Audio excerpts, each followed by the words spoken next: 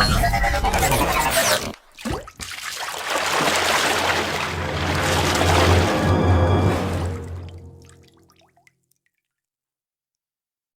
warahmatullahi wabarakatuh. Salam, Om Swastiastu, salam kebajikan, namo buddhaya.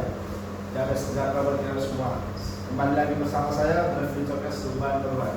Baik, di sini saya akan menjelaskan materi struktur data yang akan menjelaskan tentang submateri pointer dan list. Baik, tanpa banyak alasan, saya memperkenalkan diri dulu. Perkenalkan, nama saya Brevin Cokes Tuban Berwan. Baik, langsung saja kita jelaskan. Yang pertama, materi pointer dan list. Definisi pointer adalah sebuah variabel yang menyimpan alamat memori dari variabel lain. Fungsi utama pointer dapat tiga sebagai berikut. Satu, mengakses dan memanipulasi data langsung di memori. Dua, efisiensi dalam pengelolaan data yang besar. Tiga, dasar dalam pembuatan struktur data dinamis. Dua, konsep dan dasar pointer. Cara kerja pointer dapat dibagi menjadi dua juga. Yang pertama, setiap variabel di komputer memiliki alamat memori. Kedua, pointer berfungsi untuk menyimpan alamat tersebut, bukan nilainya.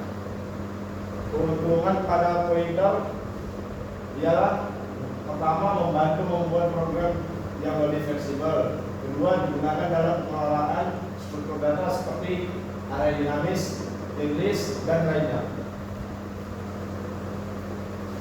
Kita selanjutnya definisi list, yang dimana definisi list adalah struktur data berbasis node, di mana setiap node terdiri dari dua bagian.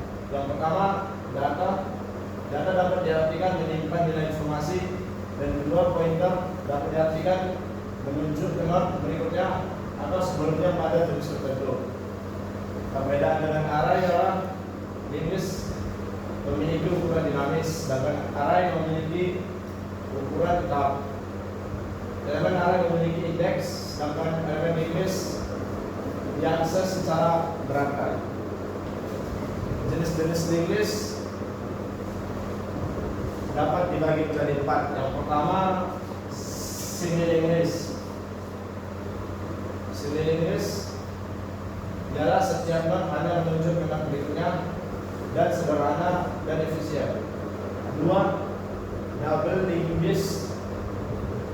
Setiap node memiliki dua bit pointer yang dimana menunjuk ke node sebelumnya dan berikutnya. Kedua, memungkinkan traversal bolak-balik. Tiga, circular list yang dimana node terakhir terhubung kembali ke node pertama membentuk lingkaran.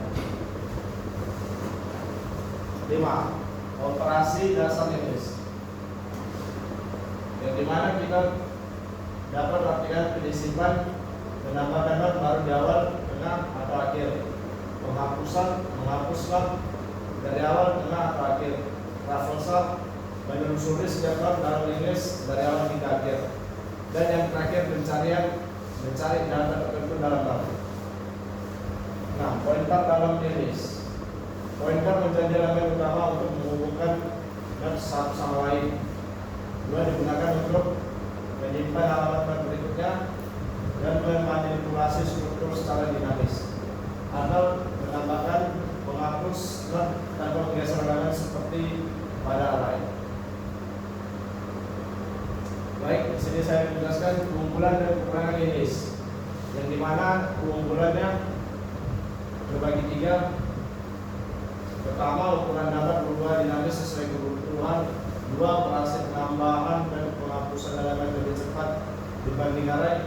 Tiga, memanfaatkan memori secara efisien untuk data dinamis. Dan kekurangannya, yang pertama, akses elemen lebih lambat karena harus menelusuri node satu persatu. Yang kedua, membutuhkan memori tambahan untuk pointer dan setiap node. Implementasi dan aplikasi. Implementasi praktis yang dimana digunakan dalam algoritma seperti graf, adrian, dan stack. Dan selanjutnya, dasar dan struktur data table. Aplikasi nyata dapat terbagi menjadi 3. Yang pertama, sistem navigasi back dan forward, manajemen memori di sistem operasi, struktur basis data seperti blockchain. Membuat simpul not. Simpul atau not dapat ditambahkan ke berbagai posisi dalam list. Pertama, menambah simpul di awal. Langkah-langkah menambah simpul di awal adalah: pertama, buat simpul baru. Kedua, set pointer simpul baru ke simpul pertama atau head. Dan yang terakhir, ubah pointer head menjadi simpul baru.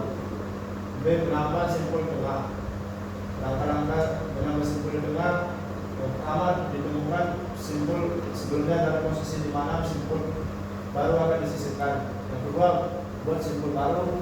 Dan yang ketiga, atur pointer simpul baru ke simpul setelahnya. Dan yang terakhir, ubah pointer simpul sebelumnya untuk menuju ke simpul baru.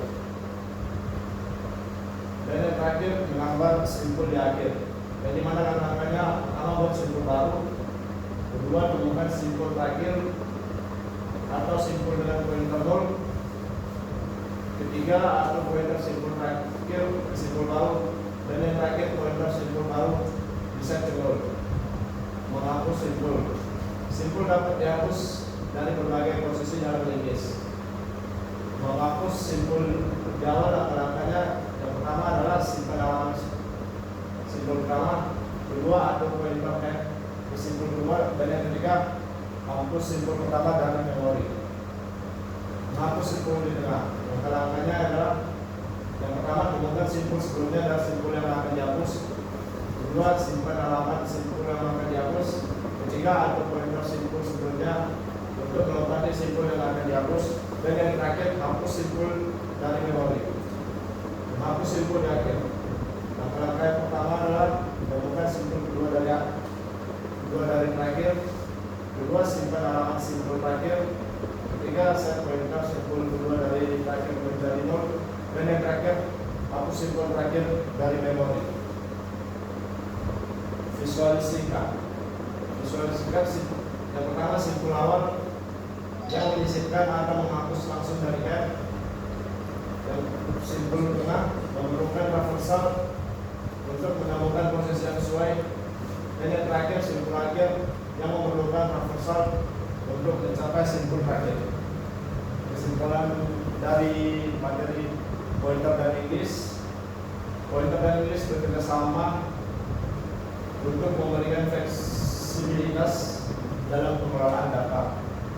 Pemahaman konsep ini sangat penting untuk membangun struktur data kompleks seperti stack, queue, dan tree. Namun, penggunaannya harus disesuaikan dengan kebutuhan spesifik aplikasi untuk memaksimalkan efisiensi. Baik, sekian dari materi saya jelaskan. Sekian dan terima kasih.